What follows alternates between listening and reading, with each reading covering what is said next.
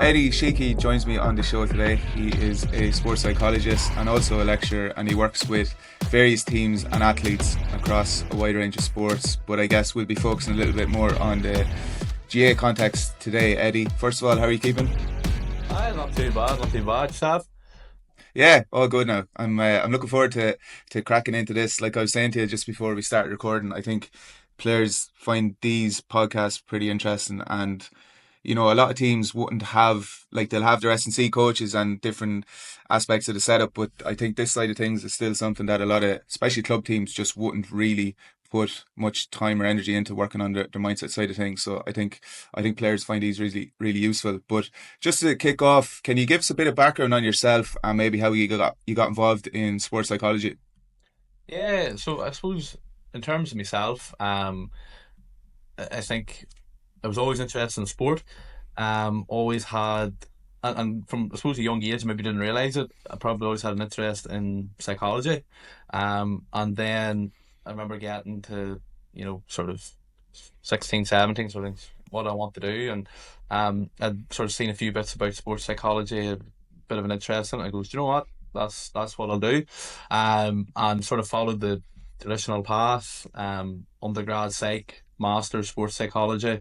Um, Took a little bit of I suppose, a kind of break within that, and done a few bits and pieces, done a bit of traveling. And then I started put myself out there a little bit more. I think probably COVID was a kick in the backside. It's like, do you want to do this? And it was what I was always interested in. So, started then, getting into it and doing a few bits of pieces of work with teams, individuals, and then recently I've started my accreditation with, used to be called BACES, but now it's called CASES.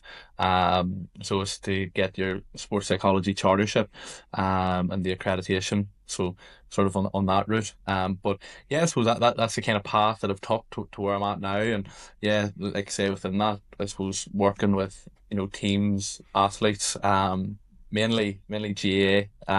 But I suppose that's when you're in Ireland, that's the dominant sport. But yeah, it's great. It's a great thing to be doing, and yeah, really enjoy it. And then the other side of that, I do a little bit of lecturing, as well. And again, that's kind of in Mm, around sports psychology, coaching as well. So yeah, sort of that fills up my time.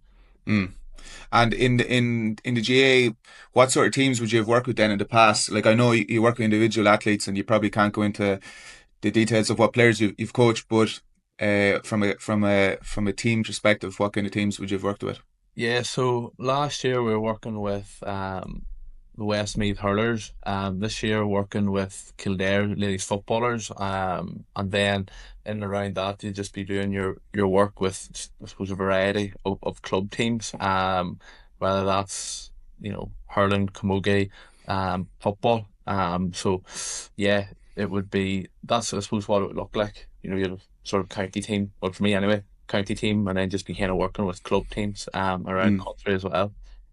And when you're working with players, this is interesting from my point of view. When you're coaching players, say one on one online, how does that work from the sports psychology element? Is it just like hopping on a chat, talking about probably more so aspects of life rather than the sport itself, or how does it actually work for you? I think you probably, it's a really good question, because you kind of start to go into the, what's the role of a sports psychologist Mm, there. And I think people definitely do sort of see it as, performance, performance, performance. And I think sort of alongside that, more performance is bad, go see a sports psychologist. But mm, doesn't necessarily need to be the case. There's people that I have worked with, and they'll say, I just want to know a little bit more. I want to, I'm performing pretty well, but I just want a few more pieces to kind of help me with that. But then there's also the other side of that where, and I think what we can tend to do sometimes is we can sort of separate ourselves out and say, okay, when I go to my football, I'm an athlete. When I go to my work, I do my job. I have my relationships, and we try to think that they're all separate. But very often, what you'll find is something that is impacting somebody's work or their social life mm, can then be coming into their sport. And I suppose, going back to your original question, Kevin, you can end up talking about a variety of different things. And I suppose my role is to try and help people sort of um, figure out where can we make the biggest impact in order to help them. And sometimes it is just mental skills, directly focus on that. But sometimes it can be trying to, support them in terms of maybe relationships or um, managing stress away from their sport as well. So yeah, it can kind of go any direction. Yeah. And when you're talking about, say, stress from outside from your life, and then how can that actually impact you on the field? Like, is there a build-up of stuff that just kind of affects you, even though you're not even thinking about that? Some players will talk about it being a release when they get onto the pitch, but how does it actually impact your performance negatively if you have stuff going on? Well, I suppose give I suppose a sort of example, if you're somebody that's maybe working sort of teacher or whatever it is, very busy throughout the day, maybe marking things and sort of interacting with parents, senior leaders and things like that, and maybe not getting on that well, and we're in bad form, as we'll say, and then you come to training and you maybe bring that to training, Mm, and you're sharp, you're ratty with teammates, you're concentrating on work rather than your football. And you can start to see how, okay, here's the stuff that's going on at work. Yeah, we're in a different environment now, but we're still bringing it across into, uh, our training. And now it's impacting my training as well. And then I maybe don't train that well.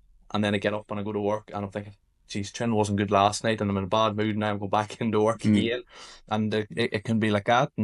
But, a sort of wider point of that would be is when we're stressed, we're not recovering efficiently, and this would probably sort of come into your wheelhouse, I suppose, a little bit, Kevin, in mm, terms of the S and C side of it.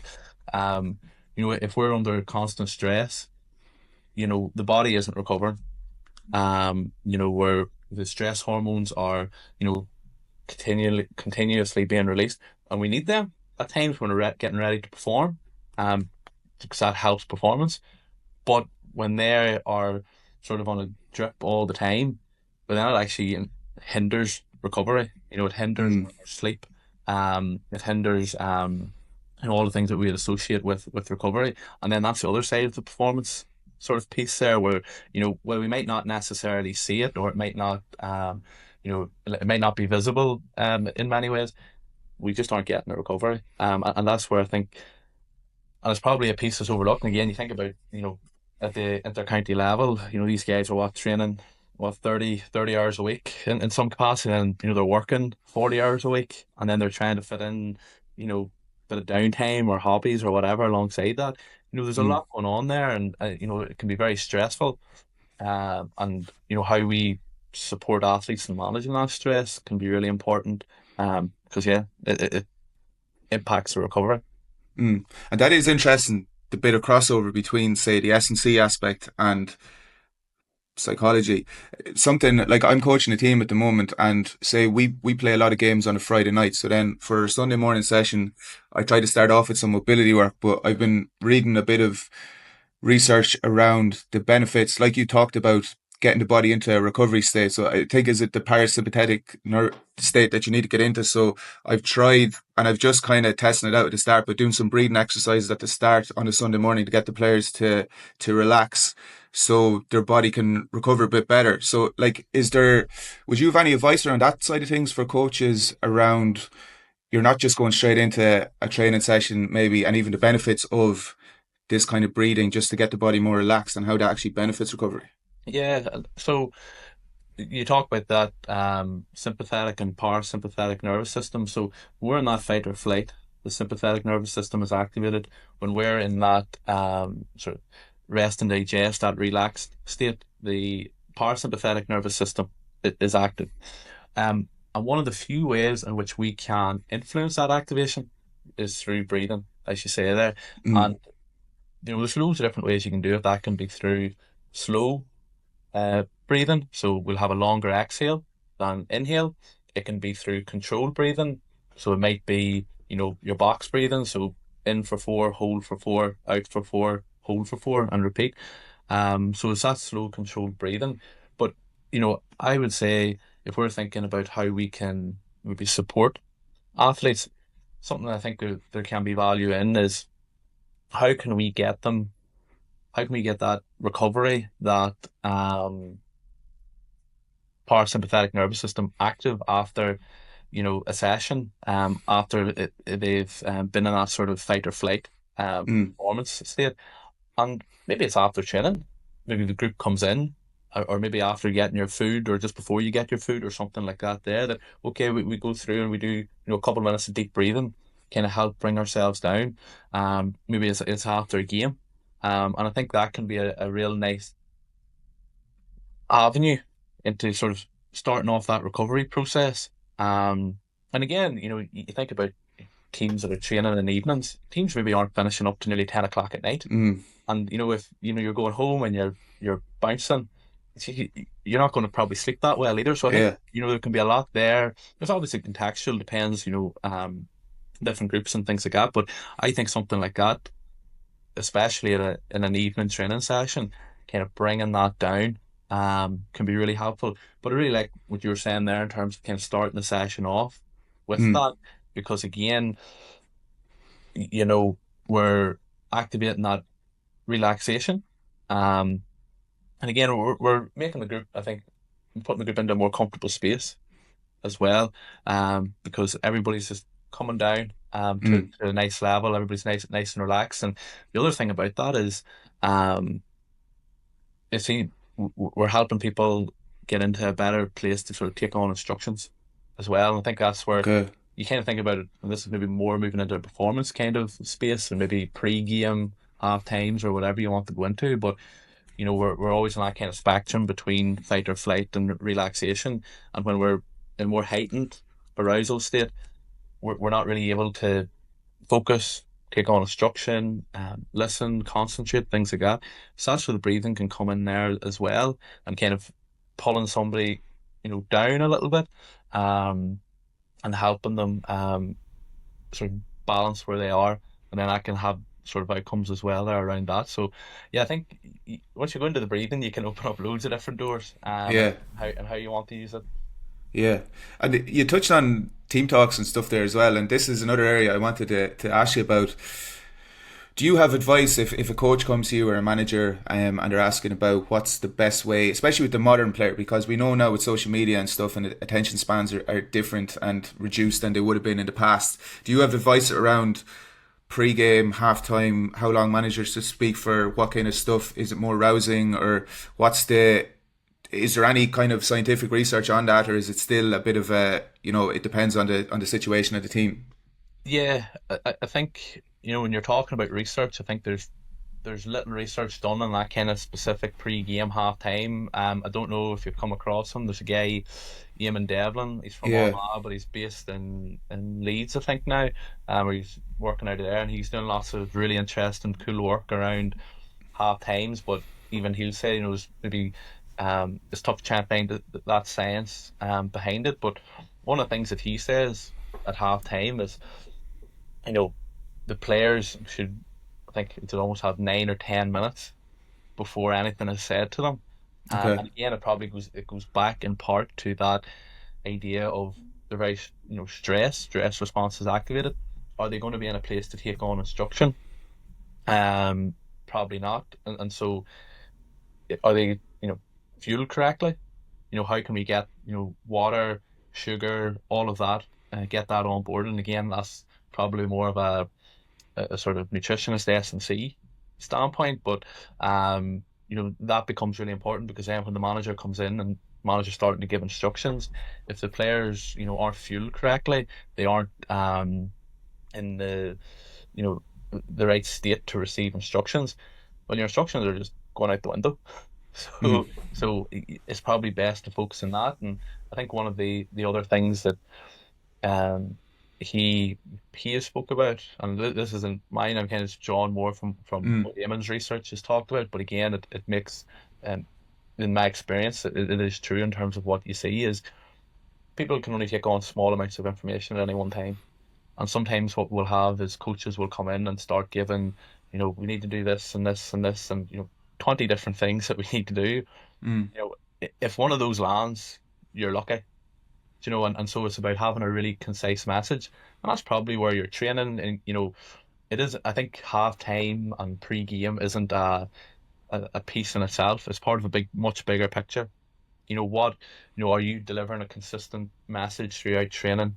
Is your game plan consistent? And I think, if all of that's consistent, then it'll make your pre-game and your half times much more effective because you'll be able to deliver a similar message. There'll be that repetition within it, and it'll land with guys a lot more. But yeah, I think there's a lot of interest, I think, in the half times and Mm. pre-games now because of some of that research. But um, it's I think those would be sort of some of my key points on it.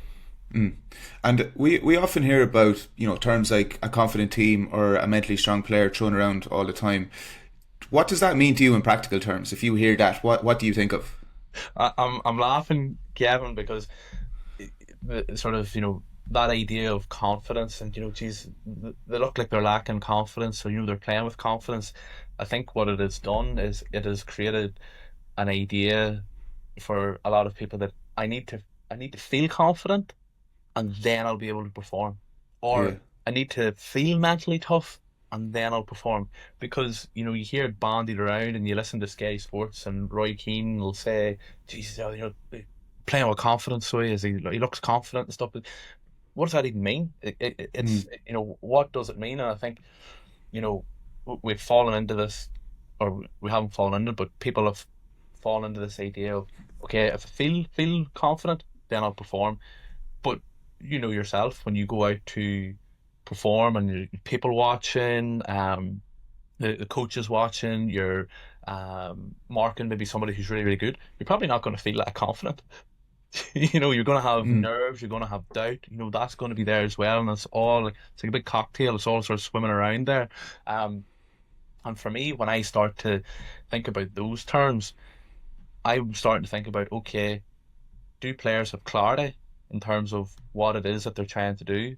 Have they got evidence of the work that they have done? Because if we don't have the evidence, or we don't feel that we can lean on the evidence that we have, chances are you're probably not going to be able to, do much. And you know, uh, psychology is so important. But I always say to people, if you aren't physically fit or strong, or you can't kick the ball, doesn't Mm. matter how much psychology you have, I'll not be able to, support you there. So, do you have all the evidence of that? And we can use psychology to help with that, in terms of helping players, have really effective training sessions, helping them to sort of reflect effectively and build up that sort of evidence bank. But then, as I say, then also the clarity piece. Have they got clarity? Do they know exactly what they're going out to do? Do they know what to do when, the shit hits the fan? Do they have the sort of maybe reset triggers and Mm. skills for that? And when those terms go around, like confidence and mentally tough, that's what I start to think about. Um, and yes, we'll have great theories and things behind that, but it's something that I'm trying to get people thinking about more is, you know, you don't necessarily have to feel these things in order to still perform. Mm. And the question I'll ask people is, have you ever felt not that particularly confident and then went out and played well? And then people say, yeah, I have actually. But Mm. so there's the point that you don't have to always feel this way. And then that's for me what a confident player is. A confident player is somebody who says, yeah, I don't feel great today, but have confidence in my skills and abilities. I know Mm. that I can, do all of these things. And then these sort of terms become more of a sort of doing rather than a feeling. Okay, can I do mental toughness? Can I do confidence? Rather than, oh, I need to feel this and then I'll play. Yeah. Because, if you're relying on feeling the right way all the time, you'll be in trouble. Mm. And on the mental research triggers there that you touched on, what's the benefits of that? And then you have examples that you would encourage your athletes to do around that if they make a mistake. So yeah, so I think the big thing with the mental triggers is essentially helping people to stay present. Because the minute we start thinking about something that has happened in the past, or we start drifting towards, outcomes and things like that, we take ourselves away from the present, and I go back to that word clarity. We're not clear on what it is that we're trying to do, and that mental triggers can help us with that. Um, I suppose there's a few different ways in which you can do that. I'll sometimes talk about maybe having visual triggers, and you'll see guys and they'll have tape, and they'll have writing on it, and that can Yeah. be an example of a visual trigger. And you'll have some guys that might use certain objects almost as triggers, so like the goalpost or the black point on the bar, and sometimes you'll see you know I think it was, I can't remember the golfer, but there was a golfer and they used to have a red dot in their shoe. So every time they looked Okay. down, that was kind of they'd see the red dot. I'm like, okay, go through your routine, let's get back, and then let's proceed. So you'd have things like that. Breathing is another one, and that sort of can be tied back into, I suppose, mindfulness practice. And again, when we're thinking about mindfulness and meditation, and people will think, geez, that's, don't know what to make of that. And I always get distracted when I'm doing my mindfulness meditation. That's kind of the point, is that, you do your meditation and you're going to get distracted, because we can never ever keep our attention for all of the time. But what sort of meditation, the idea of meditation is that we begin to recognize when we get distracted, and we begin to um, get quicker at recognizing when we've become distracted. So sometimes what I'll say to somebody is, okay, if you were doing a 5 minute meditation and it takes you, 4 minutes to realize I was distracted for the whole of that. Okay. But maybe the next time you do it, it might take you 3 minutes and 55 seconds. Okay. But we translate that out into a game. Do we, drift off in the game, and the game passes us by, and then it's half time and we say, oh, that game has passed us by? Or do we start to, and again, that's where the mindfulness and maybe anchoring to your breath then can Mm. become really important, because then we can realize, oh, I'm thinking about the outcome here. Okay, let's bring it back. What are my actions? What am I trying to do? Um, so I suppose there's, I suppose, those kind of triggers in the present moment that you can use. But then there's also maybe some of the training that you can also do in that kind of mindfulness piece as well. And Mm. then something that I've done recently with a player as well, and they've found it really helpful, is we can also have actions. And maybe you've heard of the one of sort of brushing things off the shoulder. Yeah. Sometimes you might have players using that.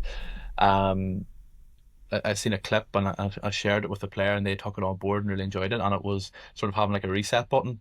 So sometimes they'd have the tape on and they just draw a circle on the tape, and anytime and it doesn't necessarily have to be when something goes wrong for them, but it can just be when a play breaks down or a score has went over, they'll just sort of slap themselves on the arm Mm. and sort of say, okay, reset button, what where do I have to be, what do I need to do, and then they're back in the game. So yeah, those triggers, the big thing with them, keep it simple, make it meaningful to you. So sometimes just have a bit of a laugh, have a bit of a play around with it, but then be consistent with it. Bring it into Mm. your training. You have to practice these things. It's not like it's the same as hitting free kicks. You have to practice your frees before you can do it in the game.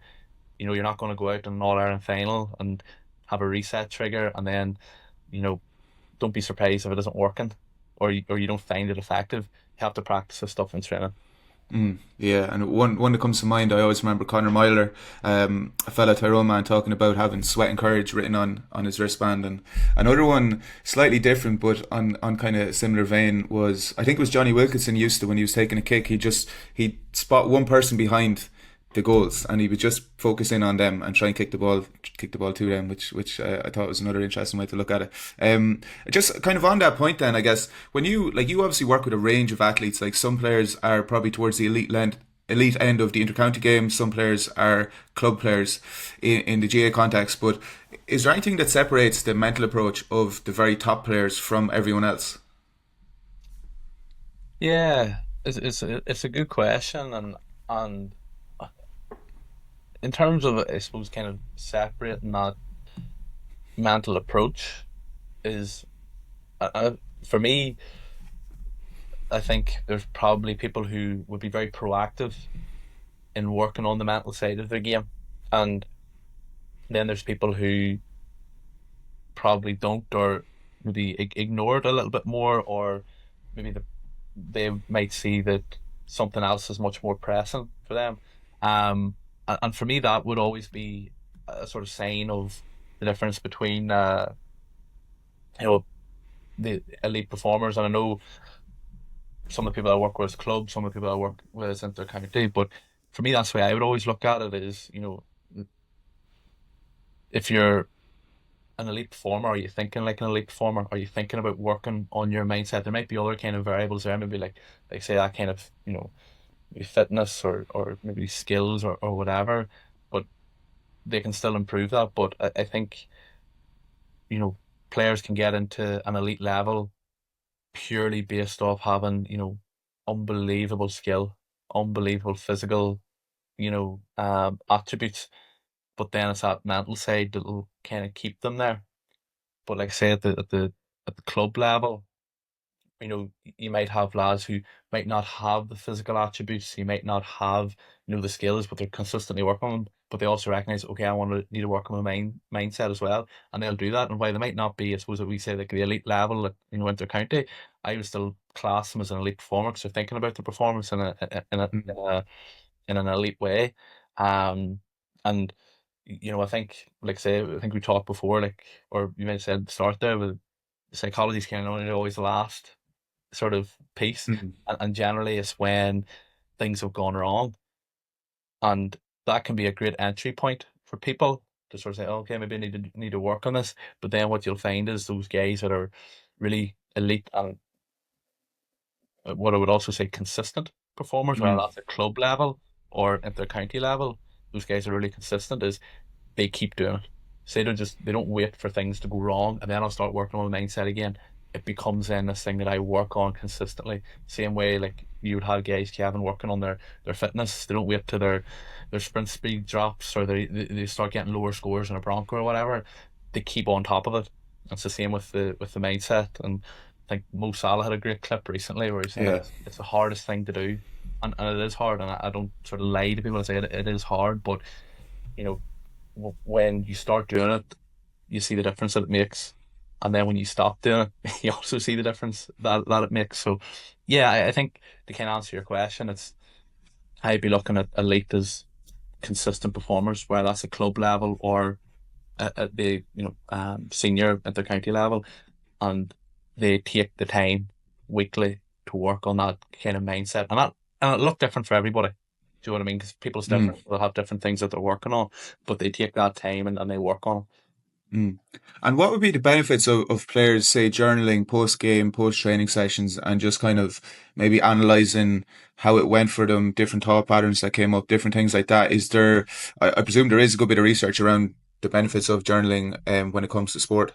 Yeah, there's a lot of literature around the sort of journaling, and I suppose the journaling slash reflective practice piece. And Mm.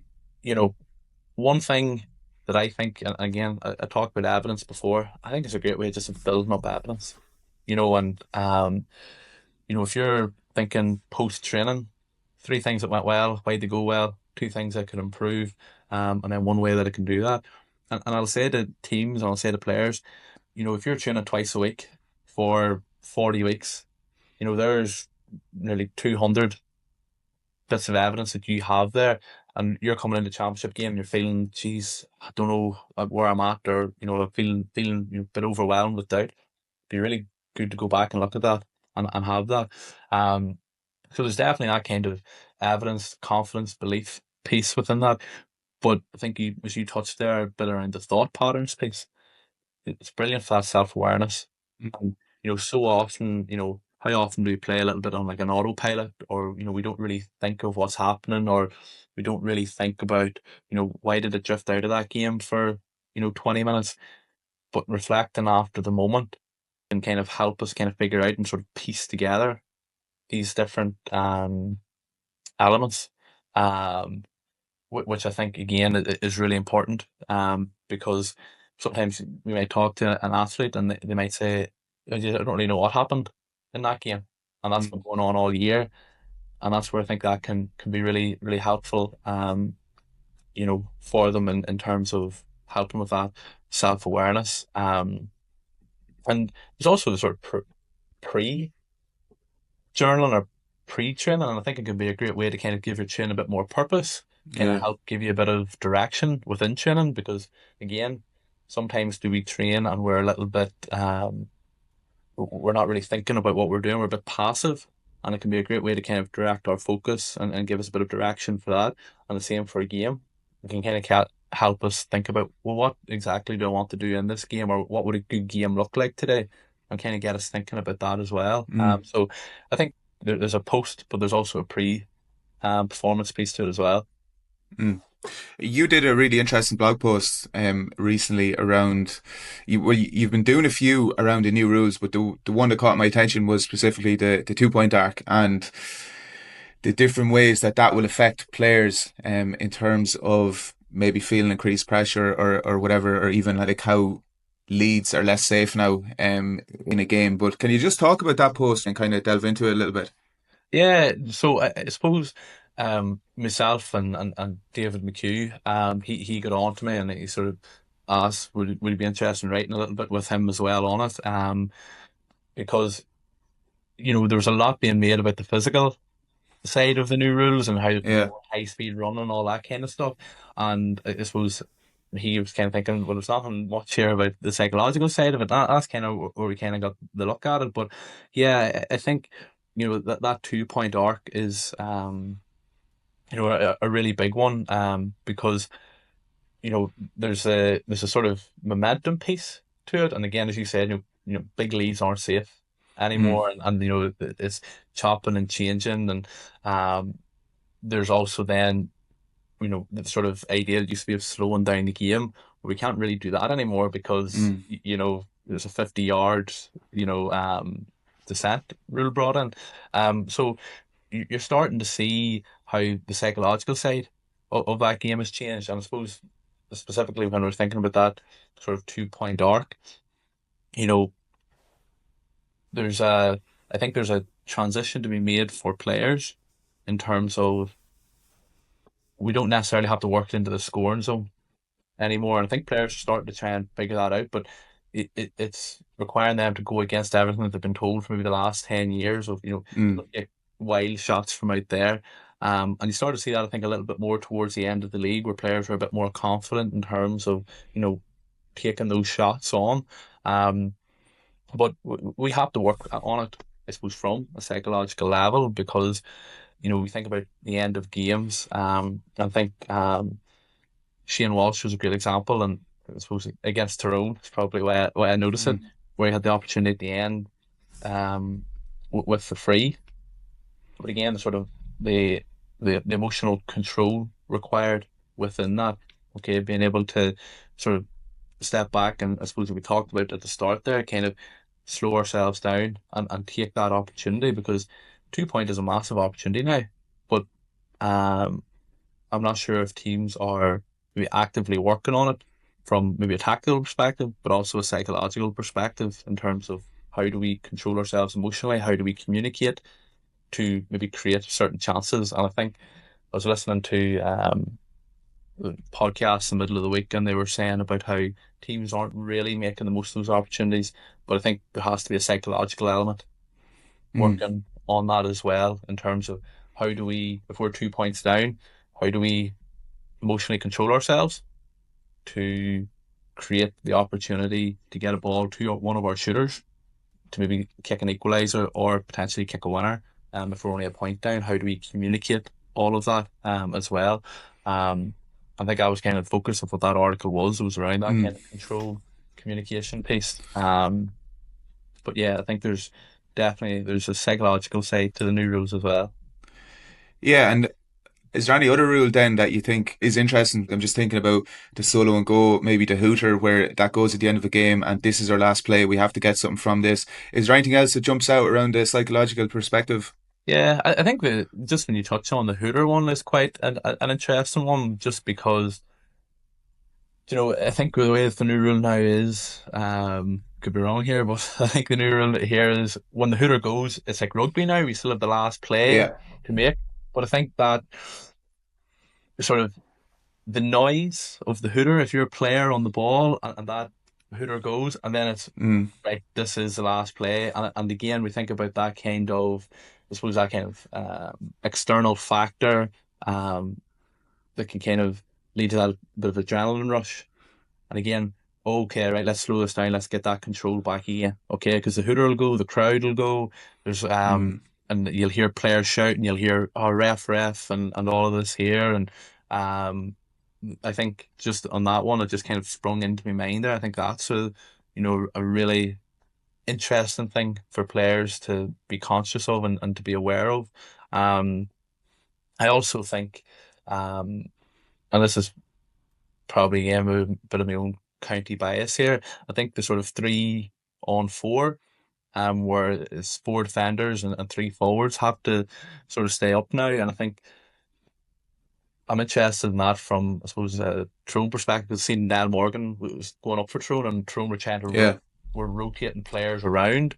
So players were kind of trying to get rest breaks, and then he would maybe come up and things like that. And I think certainly from a I think mainly from a concentration point of view, there's an element there of okay, we need to make sure that the rotations are right and the players are switched on and thinking about okay, when do I have to drop back in here? But I think if you can get that right, so much benefit there in terms of players being able to get a bit more of a rest in the middle of the game, Mm, maybe that back six are getting a bit more of a rest. And again, people that are, if we're able to get a bit more of a physical rest, well, we can probably make better decisions later on in the game. And it could be an opportunity for us just to slow down maybe in the middle of the game. But yeah, those are, I suppose, a couple that kind of caught me interest. mm. Just before we finish, Eddie, I want to go through a few different scenarios from maybe a player's or a coach perspective, and just throw them out at you. And then, if you were working with a player or coach in that position, what would you kind of advise them? So like the first one would be, say if a player has been a regular starter throughout the year, and then they play one poor game and they get dropped. How would you recommend they respond, kind of internally, maybe, and externally as well? Yeah. So in a situation like that, there it can be interesting to kind of see what the player, what their viewpoint on starting was, because Mm, sometimes what we can find, and again, this is sort of depends, but I think the situation that when I've seen those situations, this is maybe what it has looked like. A lot of times where a player has recently been new to starting to a team and they have started for a while and then they get dropped. And very often it can be okay, before they're starting, I'm doing everything I can. I want to get starting, I want to get starting, and this is what I'm chasing. Once they get starting, I better not lose this. I can't lose this. And mm, then performance drops off. And I'm using that example because those are the majority of the examples that I have seen when something like that has happened. In that case, it's about how do we support the player in terms of having that, okay, that approach mindset. Um, when they're not starting, when they are starting, when they're not starting. Okay, because when we get something that we want or that we have, that threat can come in. Better not lose us. Okay, and we start to see everything as a threat. So, if I take a mm, shot and I miss it, that's a chalk off. That means I'm going to get dropped. Okay. Whereas if, I get myself into the position that I know I can score from and take a shot, well, whether it goes over or it doesn't go over, I made the right decision. And that's where it starts to tie into this piece around outcomes, because very much so starting is an outcome of sorts. So we want to be starting. That's the outcome of our training. So what we want to try and do is try and keep everything, I suppose, more kind of stick to the process, very boring, but trying to mm, bring it back to that process piece and get them thinking about, well, what is it that gets you in the starting team? Okay, let's go back to that, and that'll be easier now because you're not in the starting team. Um, but then for me, then big thing is okay, can we keep working on that till we're back in the starting team, and then can we keep doing that? And can we keep that process mindset? Can we keep that um, focus on what I want to do rather than what I think I should be doing, what the teammates think I should be doing, what, coaches, what I think the coaches are thinking? Can I bring that attention to myself um, and execute? not to say that we ignore the coaches or anything like that. We ask maybe for feedback and what they say, and do that as best we can. But we want to try and support them in terms of we don't have to fall into that trap of this is what the coach is thinking. Okay, because we're not mind readers. Mm, We can only do what we think we need to be doing. So I suppose that's I suppose kind of frame of maybe how I would maybe look to approach that. mm. And if, say, for example, there's a player who is termed as almost hot-headed, like they're quite an aggressive player, but they kind of need to straddle that line to get the best out of themselves. But say certain opposition teams then know that and they try to wind them up and try to provoke a reaction from them. If you were speaking to a coach who was coaching that player, how do you try and control that aggression to still you're not taking away a natural instinct of the player that gets the best out of themselves, but at the same time you're not going to lose them after 10 minutes because they swing at a fella. No, it's a tough one, and I think as you say, it's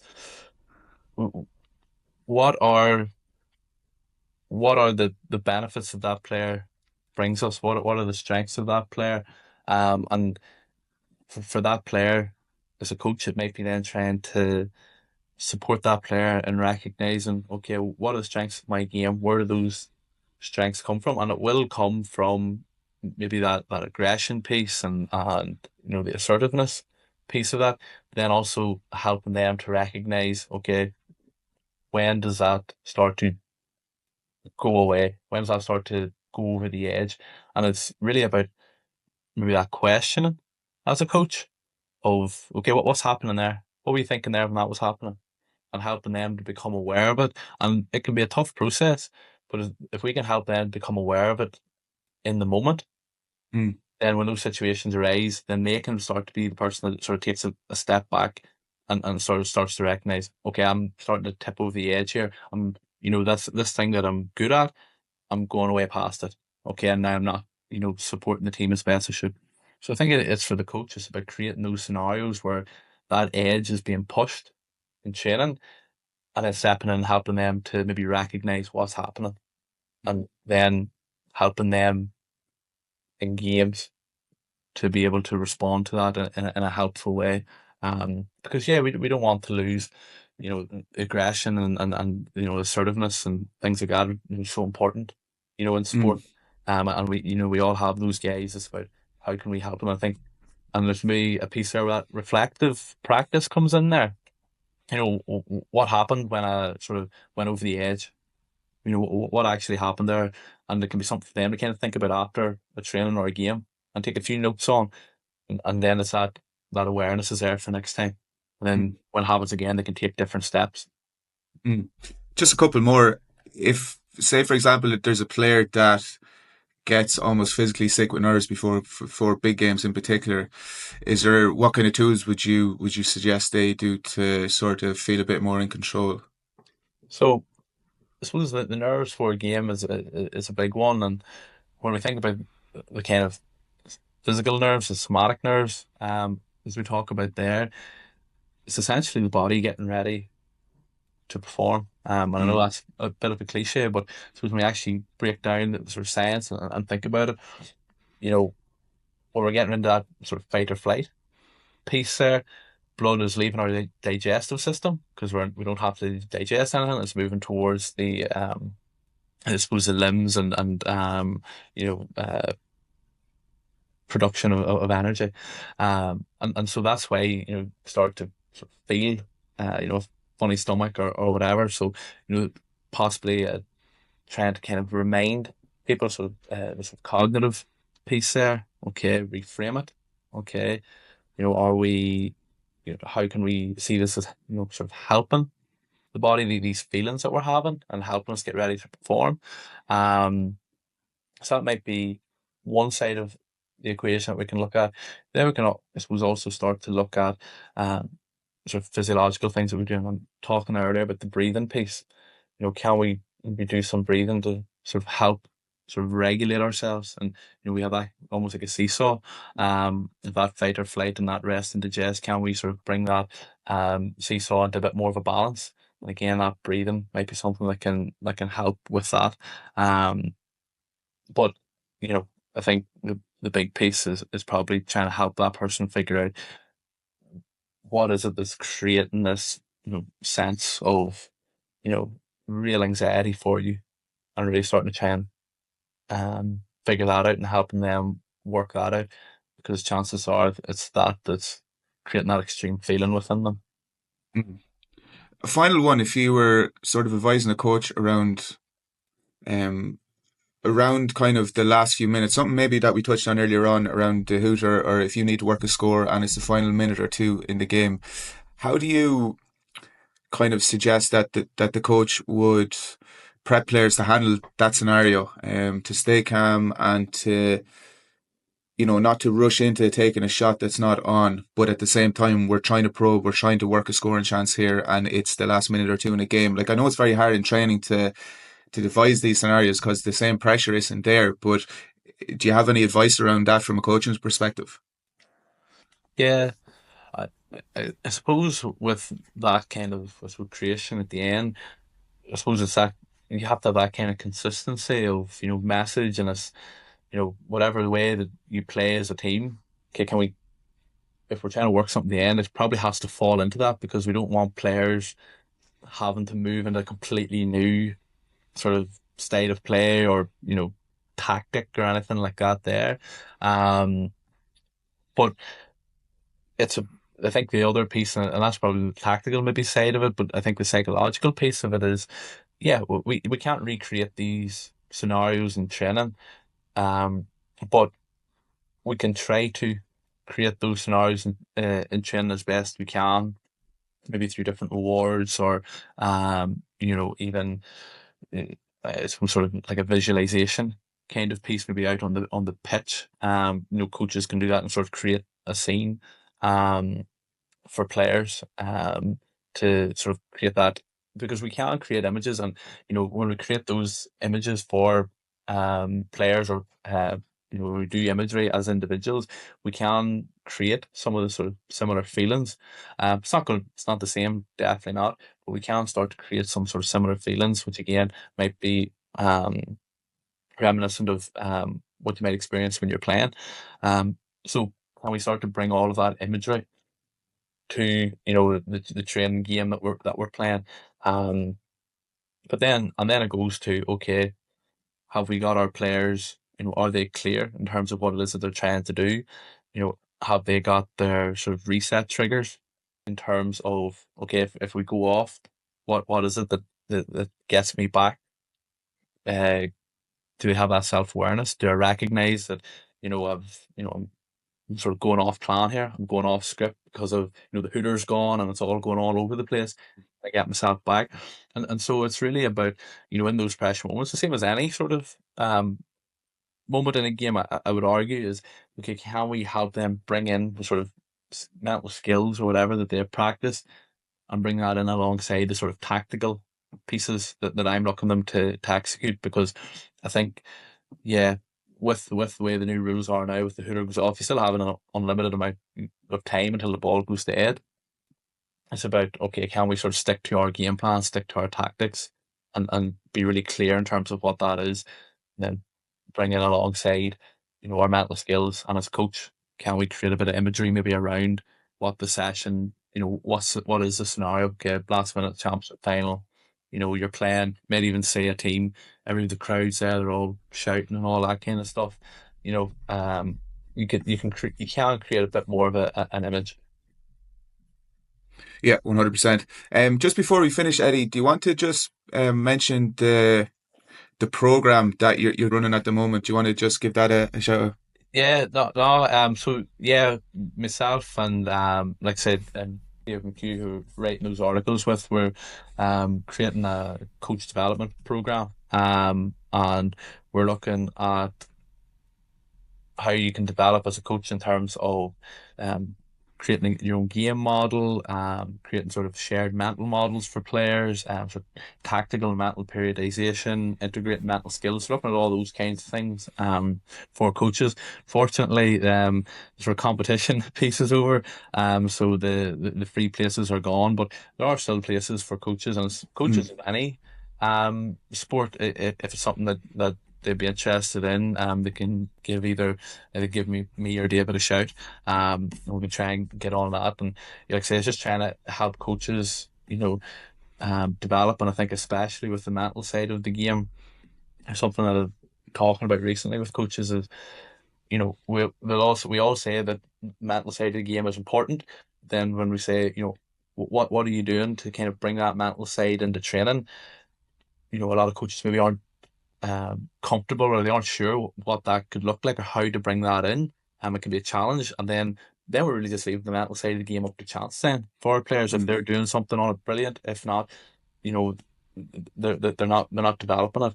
So how can we support coaches to be confident in bringing that in? I suppose that's kind of what we're looking at with the program. Mm. And if there are players listening who are interested in working with you in a one-on-one capacity, is Instagram the best place to find you? Yeah, Instagram, it's ES Performance Psychology. A website is the same, but yeah, no, if you're interested in working, that's the best way to contact me, definitely. Yeah, and I'll link those in the show notes as well, so people can just click through and get through to you. But yeah, brilliant, Eddie. That was fascinating. Thanks a million for coming on and give us your time there. And I think again, players are going to take a lot from that. So I think there's a lot of actionable stuff there that they can put into place, and also coaches from their point of view. So thanks a million for coming on, and best of luck with everything down the line. No worries, Kevin. Thanks for having me.